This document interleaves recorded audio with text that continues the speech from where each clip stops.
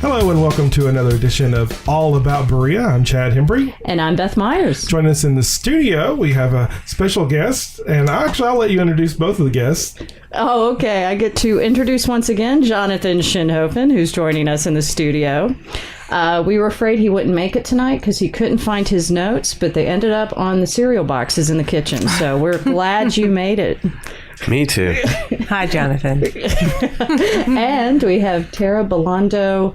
Oh, I'm going to try to get this right. Sorrentino? You got it. All right, Sorrentino. Soon to celebrate her first anniversary. So, Yes. And she's going to be talking to us about the Berea Crafts Festival that is going to be coming up. Well, we've got a full show lined up, and without further ado, we're going to jump right into 4 things you should know. Thanks, Chad. And this is 4 things you should know. First, U.S. Representative Andy Barr set up a local office in Berea in the community room in City Hall on July 3rd.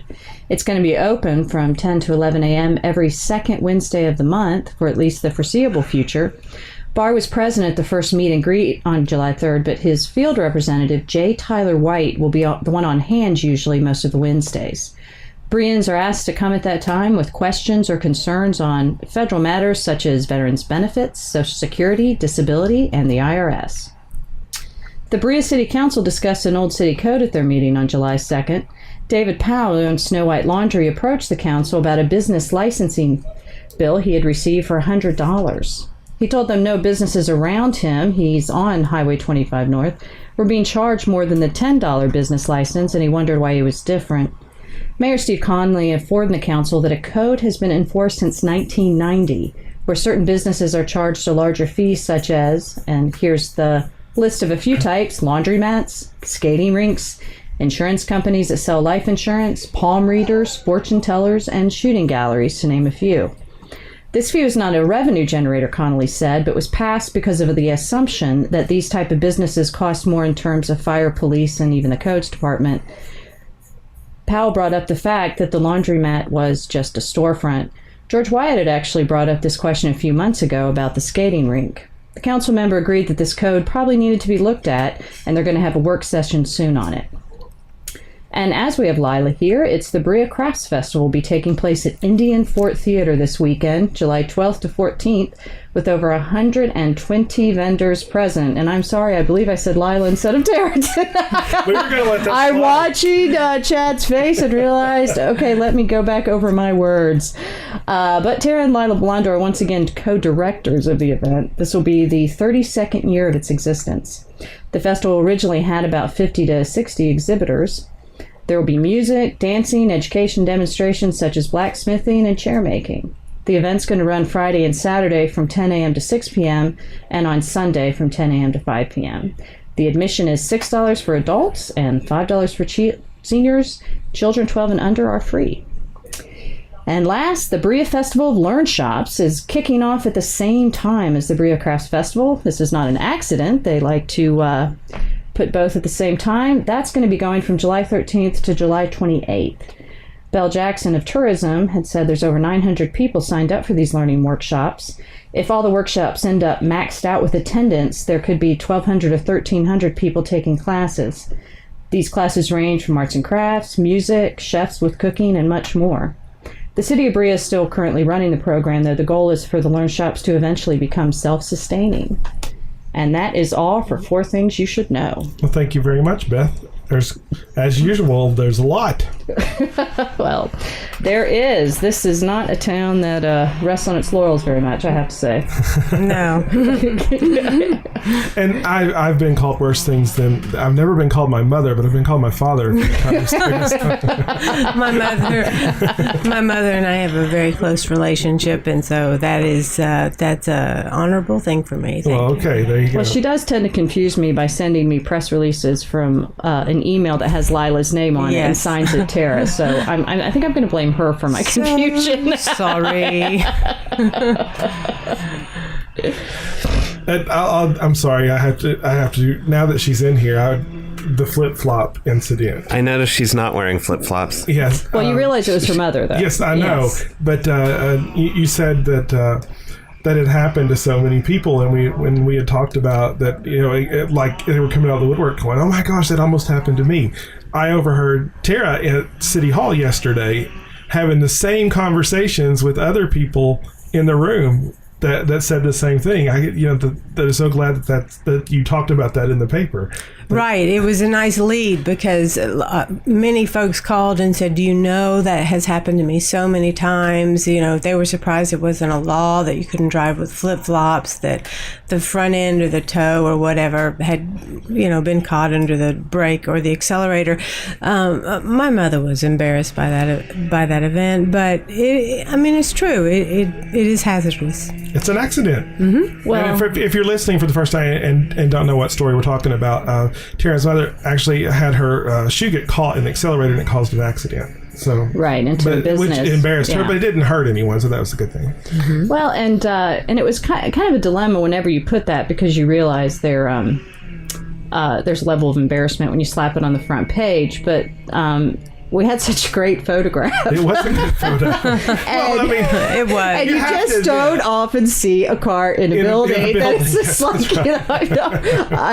I said, and of course Lila won't really do this, but I said, Lila is going to kill me when I saw who it was. But for Teresa and I were like, you wrote but that this has to go. So well, and I actually had a rather more funny, it's begs for a lot of funny things, And right. So I think I had in the latest battle, building 0 car 1. I mean, we were going through all kinds of things. I even put one of those as a headline, and Teresa came out to me and said, Beth, and we talked about it, and we're like, oh, we just can't treat this like this. This is going to be like the worst day of her life. Well, and we are not going to make fun of it. So that's when we went to the flip-flop headline. Right. Well, if there was ever an argument for a drive-through, that was it. All right. So it is one now. Yes. Back to our 4 things here. Talking about the list of regulated businesses. One thing that came to mind to me at the meeting last night was that if you're going to have a listed regulated business, you should have a definition of why it's regulated. Because I think that was the big question in the room. Kind of the white elephant no one's touching is, hey, why is it regulated? Where's the explanation for this? Can you tell me? Well, I actually got the code from Steve, because I put that in the article, and there really wasn't.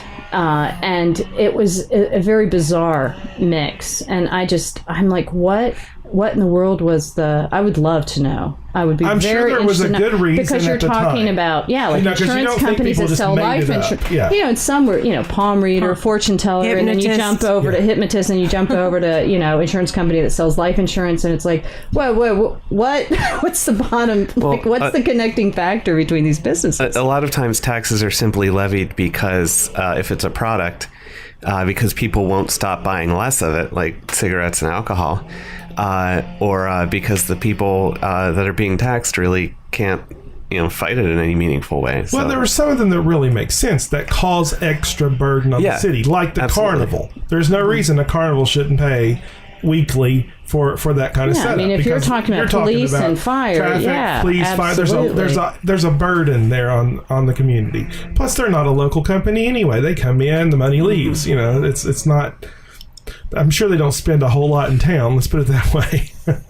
And maybe if it's going to be like a high traffic area, I'll find that work session that you guys are going to have at the city council very interesting. So will I. I was even trying to think back, like who was on the council in 1990, but I think that would have predated. It wouldn't even matter, even if someone was there, they would have a hard time thinking. Yeah, so it's just hard to know what. Obviously, there are some, or maybe they took from another city. That's my guess. Took a template. The Kentucky legal cities had this template. Mm-hmm. It suggested it. That works. Yeah, and just went ahead and adopted it. But it was a good, and it was clear that the council was going to.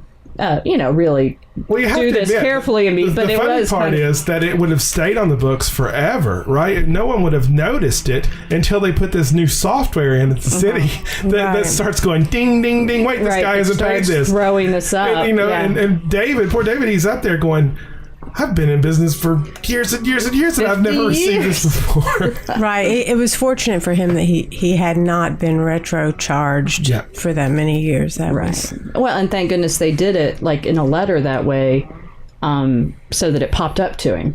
So it wasn't embedded in some kind of other I don't think charge or anything. So I mean, I'm glad. But sometimes it's hard to.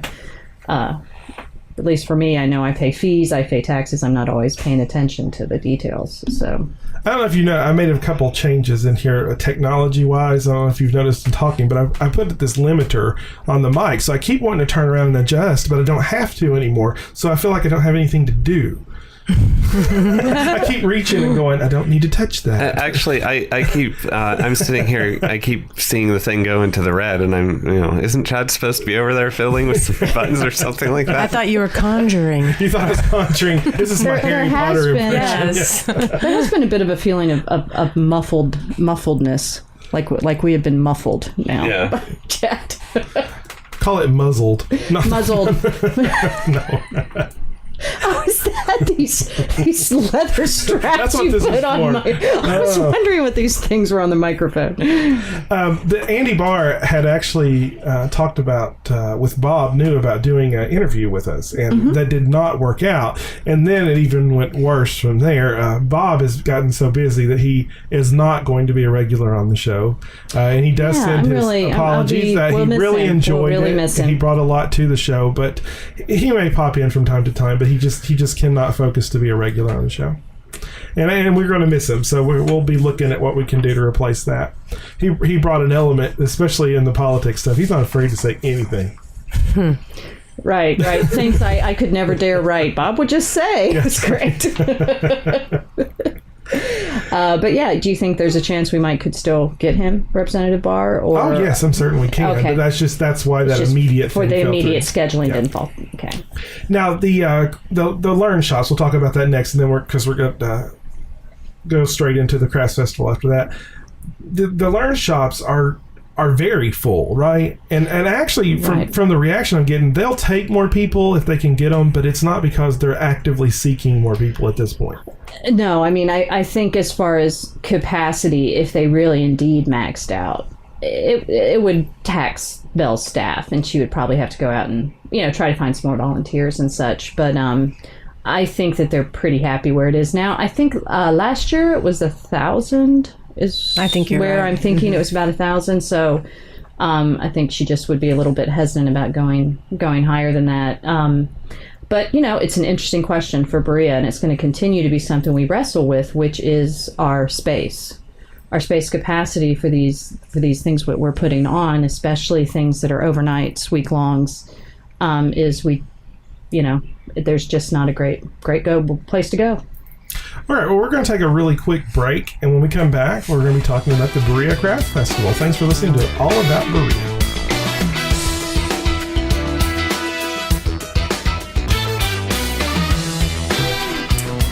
Welcome back to All About Berea. We have in our studio today Tara Belando Sorrentino, who has been leading the charge for the Berea Crafts Festival, which will be occurring this weekend. So we wanted to bring her in and talk a little bit about it. So we welcomed you before, but we'll welcome you again, Tara. Glad you could make it. Thank you so much. And it's nice to hear my full name. Thank you. I don't hear it. Have you been pretty much Tara Belando, right? Have. Yeah. Absolutely. In Berea, that's yes. Thank you. Yeah, that's you may be fighting a long-term battle with changing that one around. I like them both, so I'm happy. I remember my friend Atasa Kramer, when she went for Toppy, I think that might have taken about 3 years till we flipped that around. But so you have been hopping around from media outlet to media outlet, so I'm glad you can make time for our radio station. Oh. Where have you been? A couple of television, right? And radio? Absolutely. Sure, we have the local affiliates, of course, DKY, KYTLEX, and TVQ, and they're always just very open about having us, and they're interested in the festival. We're in Nashville now. This for the first year. We've done some press in Nashville. I'm happy to be here. This is great. I've never done anything like this, so I'm thrilled to be with you guys. We're just really excited about this year. We have a lot of color that we've added to the festival, visual, and I feel like energy, and we're excited. So, yeah, and I know you had mentioned the color at the city council meeting when you were talking about the festival. Do you mean like just as far as decorative, or do you mean more like in terms of interesting stuff, colorful stuff? I mean both. I mean, decoratively, we've added iron sculpture from a gentleman in London, and that will be all over. We've actually brought out one of Berea's hands, which we never had before, which we love to have because we are all about the hand and work that's handcrafted. And this year, our staff for the first time will all be in very colorful T-shirts. I mean, all of these things, they may seem small, but for us, they're quite significant. They're part of the show. Absolutely. Right.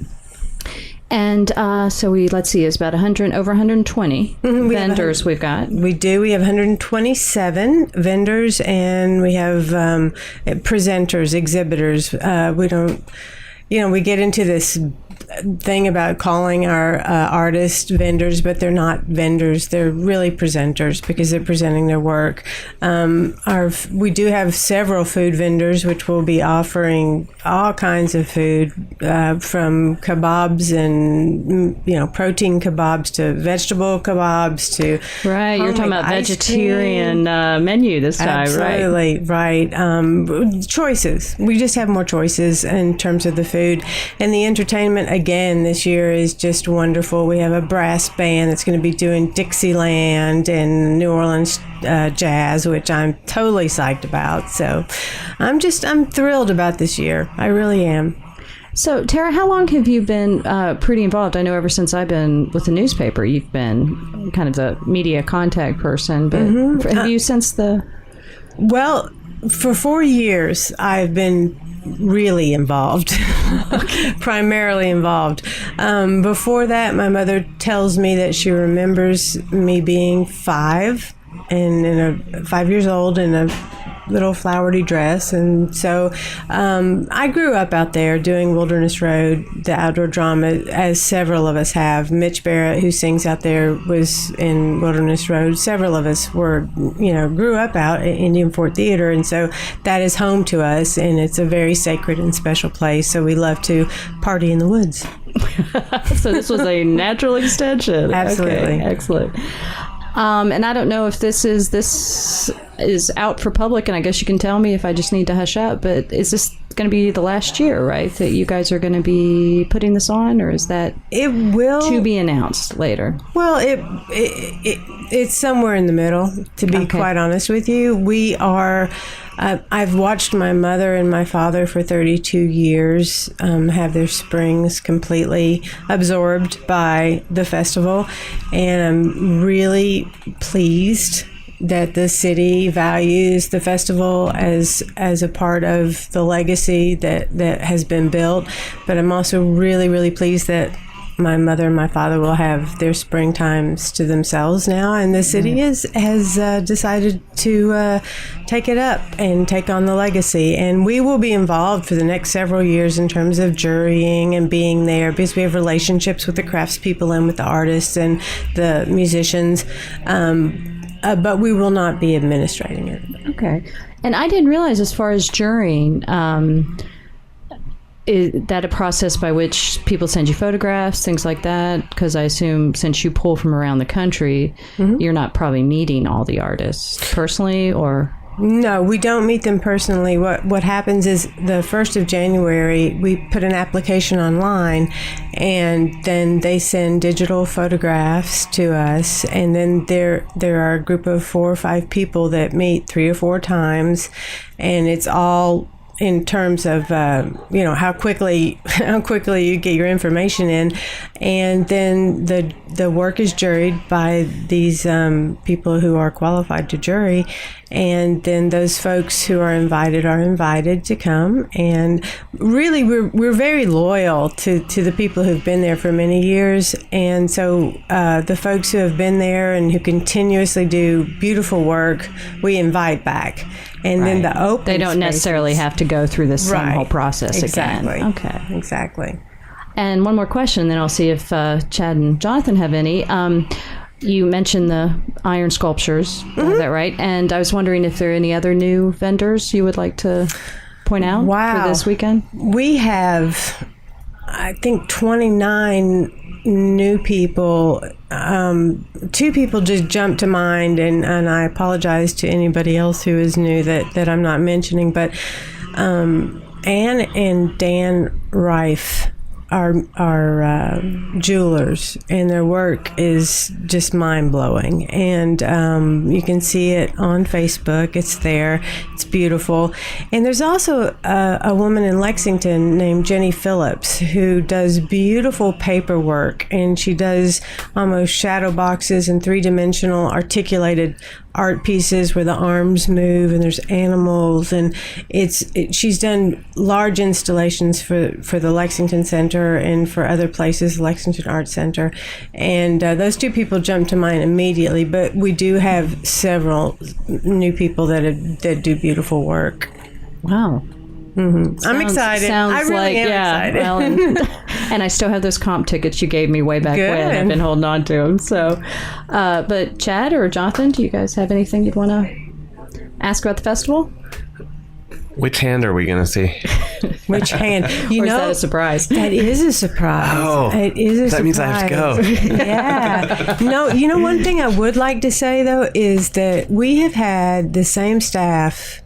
And when I say staff, I mean we have a craft marshal, Ben Wilcox, and his wife Angie, Cassandra, and her daughter. We've had the same basic 10 or 11 people for the last 10 years, and they know everything so well that we get folks in and out. And I was asked by Sunshine Artist Magazine, what we hear that you have great amenities, and I looked at my mom and I said, well, we give them hot coffee. What do we do? And she said, they said, no, basically it's your staff. You have the best staff of any fair that we've been to, and I just like to recognize them because we couldn't do this fair without them. They're amazing. So. All right, now let's get to the serious point. What kind of good food are we going to have? Actually, some of those food vendors... Hey, you're going to be gone. You still want to know about the food, Chad. I do know that you're having some vegetarian offerings. We do. Right? There are 3 or 4 different salads that are being brought by some folks outside of Nicholasville called the Sweet Spot. And they'll have 3 or 4 salads, and they're also doing a hot veggie baguette and a cold veggie baguette, as well as some hot protein sandwiches.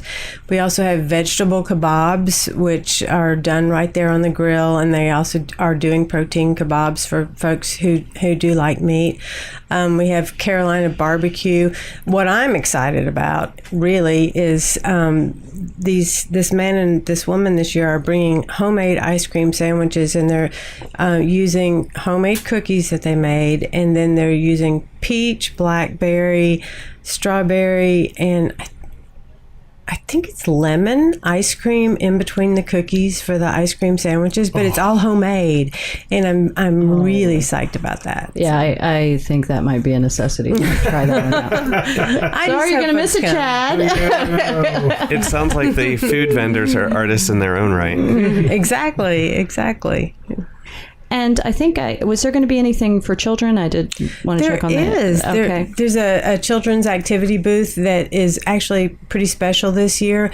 Scott has done that in the past, Scott Powell, and this year he will be doing that with my sister-in-law, Jennifer Belando, who is a teacher. But they're going to be making, first of all, they're going to be making paper, and then they will be able to sculpt it or paint it They'll be able to mold it, but they've gone to great lengths to really make it as versatile as possible. And so we will have that, and that will be decorated quite nicely with more color, flags, and all kinds of things. And our musicians this year, I mean, I've thought about, aside from the Dixieland Band, which is new, about bringing in a lot of new people, but Mitch Barrett has been there 32 years. He's been there every single year. That's amazing to me. I love that. Carla Gover and the Rambling Ramblers are going to be there. Heath and Molly, Alan and Alice White will be there. Emery Joseph Sorrentino will be there.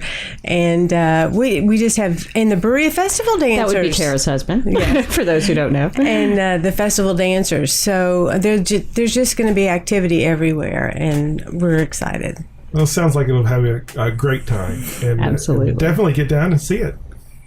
Yeah, because you guys get a pretty good, do you have any idea, average attendance? I know. Mm-hmm. We do. When it rains... that you're hitting about a 50% mark on that, right? When it rains, we have between 6,000 and 7,000 people, and probably our best year when it never rained was almost 10. And so, I mean, that's a lot of people, and over 32 years, it's about 250,000 people. And I remember the year it was 10, and parking became an issue. Not the actual physical spaces to park the cars, but getting the cars in and out of the parking area. I remember that year. Yeah, and they it was took good. it with the That was field. great. Yeah. I mean, I hope that's a problem you have again. But exactly. And we have, again, that's part of our great staff. It's Eagle Security with Gene Lowry, and he's wonderful. But we rent a field from Mr. Ronnie Terrell, and then we have all of the Berea College fields. And so we really, and when we hear that Field 5 is full, we're all dancing in the sun. We're happy. So. We have hit it. And it's free. Parking is free, which is special at these events. So, apropos of nothing, I have to say one of the most fun jobs I ever had was being one of those parkers with the the flags. Oh, you just liked all the toys. The power. Were you one of the Korean dancer? Yeah, I would park. I would park for the Rockcastle High School football games. Ah. Well, that could be fun. The most fun I had last year was ringing the Salvation Army bell, which is kind of Oh, that's neat. Attracting attention to yourself. Hey, look here. Try something different. Big red suit on with the white fluffy beard. Or No. I had my big yellow Lions Club vest on. Yeah. Okay. Well, Tara, thank you so much for being here, and of course, you're welcome back anytime. We'd like to talk to you more about it, and come back and tell us what the year was like, and I would love to, and advertise it. I'm sure that. And maybe we can bring Emery back as one of our musicians. Yeah, that at would some be good. point. That would be great. Yeah, absolutely. And thank you guys for doing this. It's a service to Berea, and we need more of this kind of service. So, thank you. Thanks. All right. Thanks so much, Tara. And I guess you want to go on and have a message, and then we'll come back. All right. We'll be back with more Berea news. You're listening to All About Berea.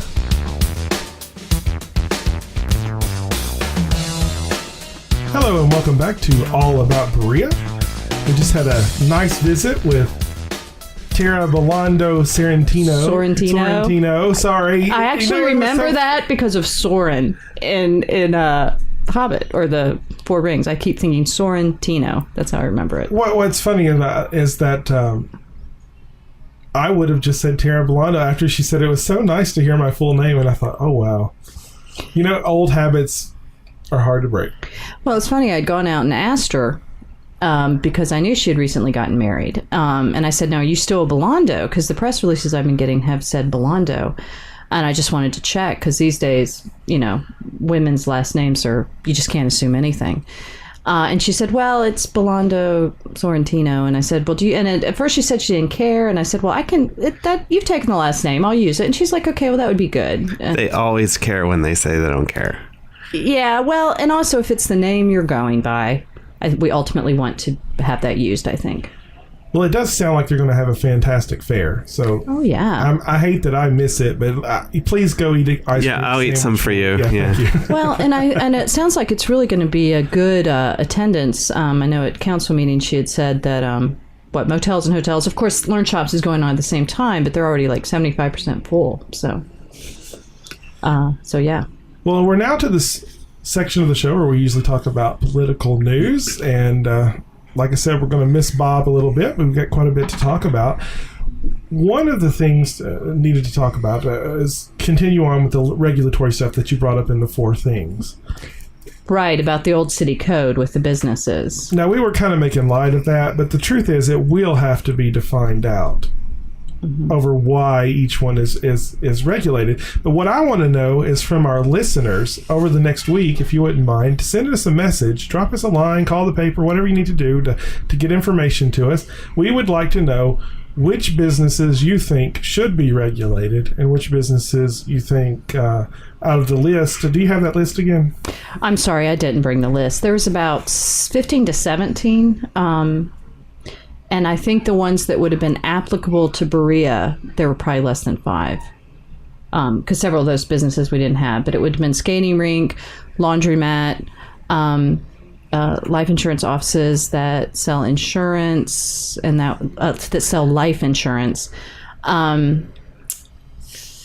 That's all I can remember right now. I'm sure there probably would have been. There was like a solicitation, I believe. There were more. There were several more. That life insurance one mystifies me. What is it? More likely that an insurance agent like goes up in flames or something like that? It's.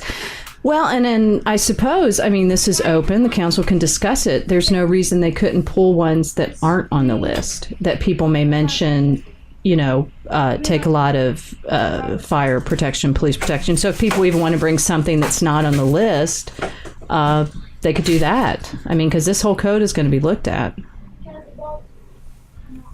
And I'm sure it'll be a great work session. So we'll just let that be for the work session, and we'll follow it after that. But of course it'll be great, Chad. You'll be there. Oh yeah, I have no idea why they picked these things back then, and I'm not even going to pretend to cut on them or to enforce or encourage that they be kept, because I have no idea why they are there. Ironically, they have just lowered the yard sale tax, and in some ways you could say that one takes more code and police time than most businesses in Berea. Okay, and yet they've actually lowered that. So that's an interesting one, too. Let's move on to another discussion that was there.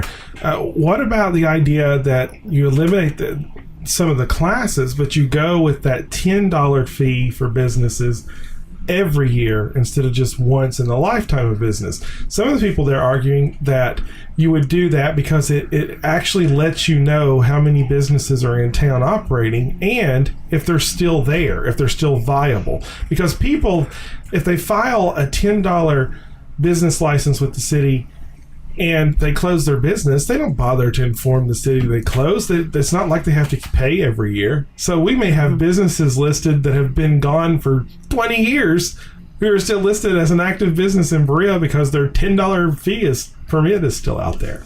And ironically, and Jonathan, you can back me up on this, but I think if there's not a cost attached, am I right on this, that you're less likely to get the paperwork in? Like if they just asked businesses to register every year. Oh, yeah, absolutely. That's the irony, is if you don't have a price on it, like a $10 renewal, then you're not going to get as many in. And maybe it's not 10, maybe it's $5 every year, because it was 10 indefinitely. So $1 every year is a profit after 10 years now. So but that is something funny, is that you have to you might have to put some kind of price on it, or you're just not going to get the response. Well, that's another thing we would like to hear from our listeners. What you think about that, and if you have a business especially, send us a message. We'd like to know about your opinion on that. Yeah, I know Susan has a lot of work cleaning up those books. Yeah, with businesses on the, and also if you're going to do any kind of statistics with Berea, that's really good to know. As we're looking at economic development, I want to know what businesses are coming in, what businesses are going down, when they're closing. That's a whole lot of good data that we could use. To at least narrow it down to what year a business went down. You're right. An annual license could come with a lot more benefit than just getting some money for a license. The data from it. Because when I do articles, this is not data I can get a hold of. It's really difficult. And you have to rely a lot on memories of people, which of course is I thought it was very Not funny the best. that the mayor said, well, I bought my license back in 1981. Yeah, and Jerry Little's like, yeah, I bought it back in $10. So, yeah. It's hardly a license. It's more like a nuisance tax. You're paying $10 for the fact that the city has to keep up with you. But I am certain when it was made, it made sense. See, that's what I have to keep reminding myself. You have when I such look at faith. these laws. No, I'm serious. I have not found a law yet that I went back, and if I've done any kind of decent amount of research, that at that point in time, there was some justification to it. Now, it might have been even argued at the time, but still, there was some sort of justification. One time in Pittsburgh, where I grew up, this old city ordinance surfaced where it was illegal to park in your driveway. A homeowner could not park in his driveway. So what started to happen, it went in the newspaper, and what started to happen is all these people started calling the city, bad neighbors, oh, my next door neighbor parked in the driveway, come over here and give him a citation. And because of that alone, the city council repealed the law. Well, and yeah, because people were taking advantage of the fact that sometimes, 2 readings, and then they're like, they'll get them in before it actually gets changed. We can write a book on. There have been books written on crazy laws, right? You ones they find on the. What was the one about you couldn't walk through town with an ice cream cone in your pocket, right? Yeah. And you think of that one right off the top, you're like, why? That's crazy. But what was it? Horse thieves, right? Isn't that what the ultimate explanation was? You weren't allowed to take a person's horse out of town, but if the horse just happened to follow you out of town, that. You could take claim of the horse. So what these horse thieves would actually stick something that the horse liked in their pocket, and then the horse would follow them out of town. Well, and you yourself had to swear to a very interesting regulation, Chad, when you became a city council member, right. When it came to duels. Which I noticed you've managed to keep under wraps, the one you fought a few years ago. Yeah, that was pretty public. I'm amazed that the only reason he over he was, Lisa's honor, right? the only reason he was able to affirm he had never been in a duel is because paper plates don't use weapons. So. That's right. They didn't fire back. Right. He always fights on defenseless inanimate objects. It's only a duel how he if the other avoids person has a gun. Right? No. And he does not arm his paper plates. He's very conscientious about that. Interesting. But I had the same conversation with Larry Combs. He came to my swearing in or whatever ceremony of being president of the Lions Club, and we actually gave a honor to Jerry Combs as Citizen of the Year, and Larry came to accept the award. And when I stood up and I was talking about what I wanted to do for Lions Club that year, and what the oath meant and what we were supposed to be accomplishing, and unlike Larry and I having to swear to fight a duel, that all the people that took office in the Lions Club I didn't think had any issues, and they were going to be working good together, and I used that all as part of my speech, and it sounded much better than it does now. So I wish I had been there. But the point was, Larry got tickled because he knew exactly what I was talking about. Some of the people sitting there were like, why is he talking about duels? Right. But if you've ever been to a public ceremony for an official in the state of Kentucky, there is this long oath you have to swear to about not fighting a duel or have ever been in a duel.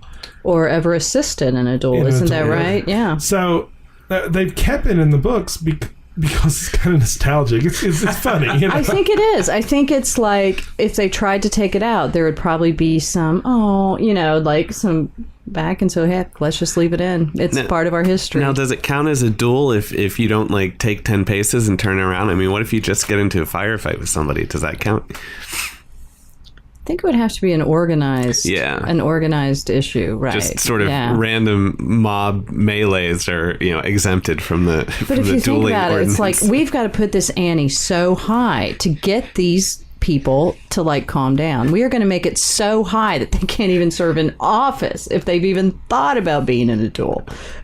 It's worked. How many duels have you heard about lately? Is it happening? Yeah. Oh. Success. Regulatory success.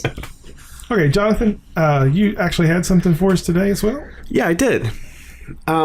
So last week, Allison Lundergan Grimes ended months of speculation. All the talking heads kept going on and on and on about, she's considering this, she's considering that. Well, she declared herself a candidate for the Senate to run against Mitch McConnell. I guess there would be a primary, but I don't know if it would be an unopposed primary. Nobody really wants to go up against him. But what I sort of felt like talking about tonight is the absolute ridiculousness and folly of the Democratic Party, especially in this case, thinking that she can actually win. All right, I'm hearing people, talk all about that, and the evidence they cite for the reasons she might be able to win are very thin. So, going to start just by asking Chad a question, because I know he's a really savvy guy. What can you tell me about Ed Marksbury? Nada. No? You don't know who Ed Marksbury is? No. Well, see, back in April, they did this poll, and they trotted out all the people who could possibly run against Mitch. Ben Chandler, this Ed Marksbury guy, Allison Lundergan Grimes. And they asked that age-old question: if the Senate race were held today between Mitch McConnell and blank, who would you vote for? Pretty standard thing. Well, when the result came back that, I'm looking at it here, Mitch McConnell, people said that 45% would vote for Mitch McConnell and 41% would vote for Allison Lundergan Grimes. The Democrats are like, "Oh, we've got a viable candidate here. Let's start putting pressure on her." The reason I asked about the Ed Marksbury thing is because Allison Lundergan Grimes garnered 41% support in this survey. Ed Marksbury got, it's a little dark in here because Chad won't turn on the lights, got 35%. So what does that tell you? Does that tell you that you're saying it's a vote against Mitch, not for the other candidate, basically? Right. Nobody knows who Ed Marksbury is, right? So I still don't know. I looked it up and I forgot. Okay, that's how much of a nobody this guy is. So 35% are going to vote for a nobody, for a placebo candidate. That's essentially what Ed Marksbury is. So when they looked at that and said, "Oh, 41% Allison Lundergan Grimes, yay, yeah, she does 6% better than a dead person. She does 6% better in this poll than a person who doesn't exist." But anyway, that April poll is what started a lot of the excitement, and it's really only gotten worse. But in the same company called Public Policy Polling, the McConnell camp insists that this is a Democratic stooge organization. But that tends to be anything that is against Mitch, right? Automatically. Democratic stooge. I believe that's how they do their definitions. If the results are unfavorable, then he's pretty clear-cut about that one, I think. Yeah. I can kind of get into that a little bit too, but I'm going to try to stay on topic here.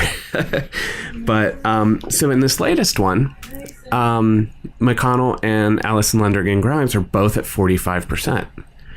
Yay! He's beatable. Well, just for a little background, I have a master's degree in statistics, which essentially means that I learned absolutely nothing useful in 2 years of graduate school till I got out and started, kind of doing my own research. And the thing is, these are not votes for a candidate. these are votes against McConnell.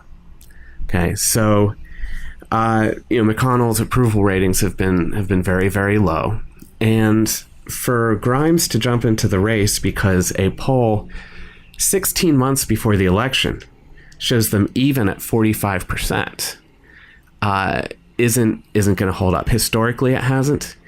In the previous election cycle, when public policy polling was doing the very same polling, the guy who was the front runner for the whole polling cycle dropped out of the race, and a guy who wasn't even on any of those polls was the one who won the Democratic primary. So public opinion polls 16 months out, it doesn't mean anything. Okay, and to further go into this subject, what is it, 80%, is that correct, of how many incumbents? Yeah, an incumbent senator will win re-election 80% of the time. So when you say a low approval rating, what has McConnell's approval rating been? Well, let's see. I think you just cut me off, Chad. Right now, this latest one that I'm looking at here says 47% disapprove, 44% approve. But I guess when you're actually, I'm just wondering when you're thinking about the election time, because you're saying she can't win, is it that whatever the disapproval rate is now, it's still going to swing his way ultimately when people go into, because people can disapprove but still vote for them? There's two things going on here. One is most people have no idea how they're going to vote. Okay, there's this famous experiment which has been repeated time and again, where they did public opinion polls on a piece of legislation that didn't exist. Basically nothing, zero, didn't exist. And usually between 30 and 40% of individuals give a definitive response on those polls. And even when they're given an out where it says, are you familiar? It was called the Public Affairs Act. Call people up, are you in favor of repealing the Public Affairs Act? And that no such thing had ever existed. And so 30 to 40% responded with an opinion. And you can weed those people out by saying, how much do you know about the Public Affairs Act? Or are you familiar with the Public Affairs Act? Well, they still got 10 or 15% of people giving an opinion when they gave them that out. So people don't really know what they want. And people don't know. Yeah, but Democrats, I know not all. I mean, I know we have a lot of people who are registered Democrat who don't vote Democrat. But for the people who vote Democrat, they're going to pretty much go in and vote Democrat, and Republicans going to vote Republican, right? Well, or does that not hold up either? Well, okay. Now, also remember that this is only 500, 600, maybe 800 voters that were polled. And they can do all the polling right and interpret it correctly, but the error is not. I mean, we can define the statistical error very easily, but the error is in that people believe they know more or have a better idea of what they're going to do 16 months from now than they really do. A very simple thing. So many more people plan to vote than actually vote, for example. You can call up and the week before the election, are you going to vote next week? Yeah. And if you extrapolate those results, it's like, no, they didn't get that kind of turnout. So part of it is, okay, the Democrats outnumber the Republicans in Kentucky. Registered Democrats outnumber registered Republicans by a 3-2 margin, really. And so, okay, yeah, I'll vote for the Democrat. First of all, people don't know who she is. And I mean, they might know she's the Secretary of State. Where does she stand on abortion? Where does she stand on guns, coal, gay marriage? Those are the four issues that define national elections in Kentucky, whether it's president or Senate or the federal House. But see, this is why I say ultimately This is why I say she's going to get crushed. Not only in the past have polls been sort of rosy a year and a half out from the election, only to have, and I'm talking about McConnell specifically here, Okay. only to have McConnell win in the landslide. But I have these numbers from previous races, Senate races for Mitch McConnell. In 2008, there were roughly 680,000 Republican voters stepping into the polling booth. It's not registered. Stepping into the polling booth, 680,000. He got over 950,000 votes. So what is that? 180,000? 100.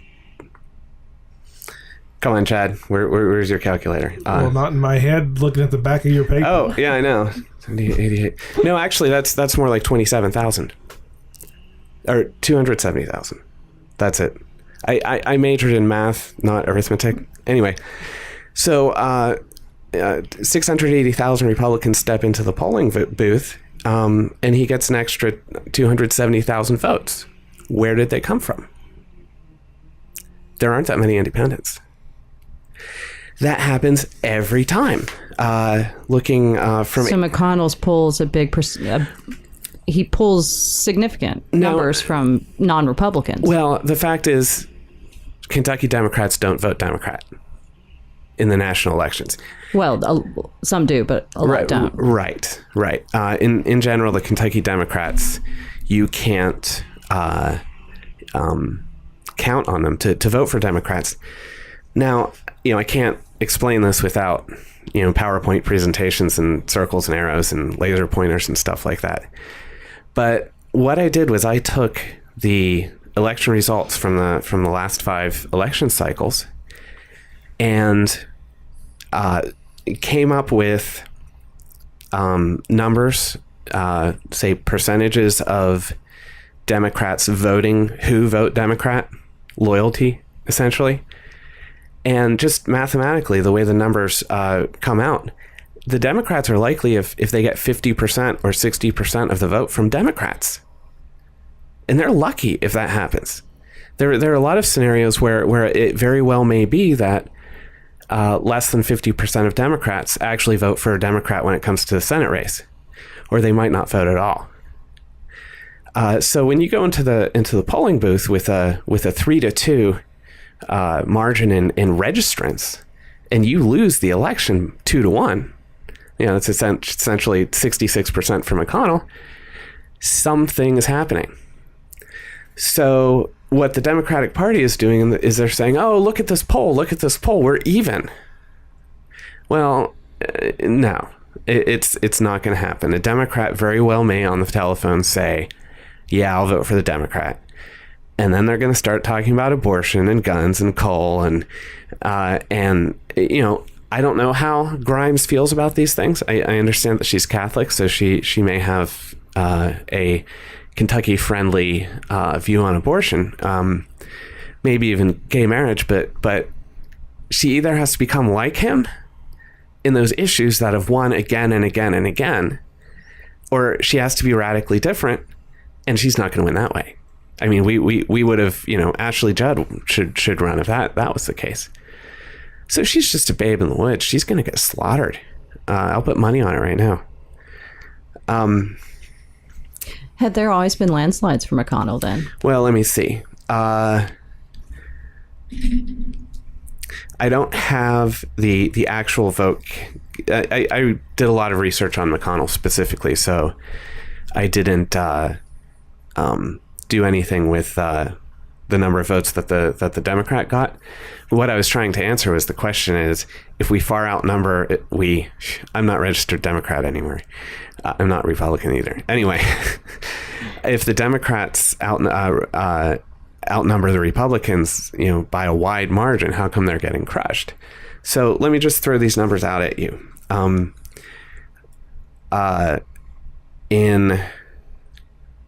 Let's say, let's start with 1996. In 1984, it was pretty close. No, it wasn't. At 1984, 400,000 Republican voters. He got over 640,000 votes, an extra 240,000 votes. In 1990, it was 280,000 Republican voters. He got 480,000 votes. He's picking up hundreds of thousands of Democrats in each of these elections. What's going to stop that? An inexperienced, I mean, I'm not saying anything against Grimes, but she doesn't have a record to run on. How is she going to convince these 2 to 3 to possibly 400,000 Democrats in Kentucky to vote for her? And if she really confuses the issue, they're just going to stay home. It's a midterm election. She's not going. I mean, people aren't going to be going to the polls in general. The turnout is much lower in midterm elections. The other thing about Kentucky Democrats is I've looked at all the constitutional races, the Senate. I'm sorry, the Secretary of State, Governor, Department of the Commissioner of Agriculture. That's not what it's called. And the Attorney General. The bigger the Democratic turnout, the lower the Democratic popular vote. So, if you believe in this that story, actually kind of makes an insane kind of sense, because if you're thinking these are Democrats maybe who don't usually vote, but they'll come out when there's something like constitutional gay marriage on the ballot, then they're going to come out. Those are going to be the ones who are going to vote Republican. Yeah. So anyway, the Democratic Party in Kentucky is in huge trouble. But even worse because they're not recognizing it. Well, they're not recognizing it because they're convinced that a 45 to 45 poll 16 months out of the election is enough to think that we've got a chance. Is worth millions of dollars of ad campaigns. Yeah.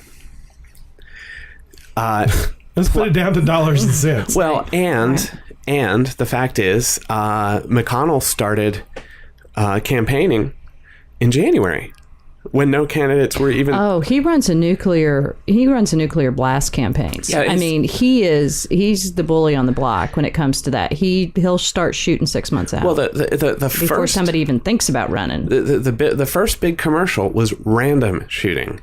Anybody who might possibly have thought about running for Senate against him was ridiculed in this 2-minute long commercial.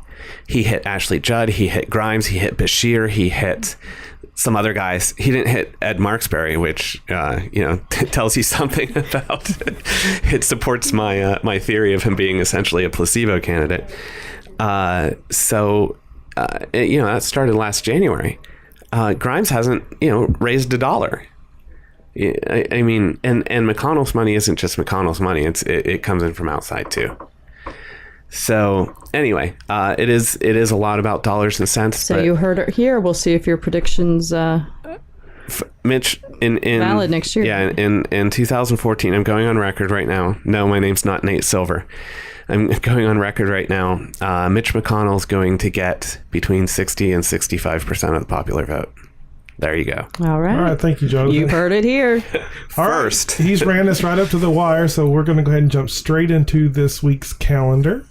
Okay. Let me pull out my calendar of events. Okay, now we've already talked about, of course, the Berea Crafts Festival and the Festival of Learn Shops are starting this weekend. But there are going to be a few other events taking place in the next few days. The Cartersville Ruritan Club is going to have their all-you-can-eat fish fry on Sunday from 4 to 7 p.m. on Harmons Lick Road.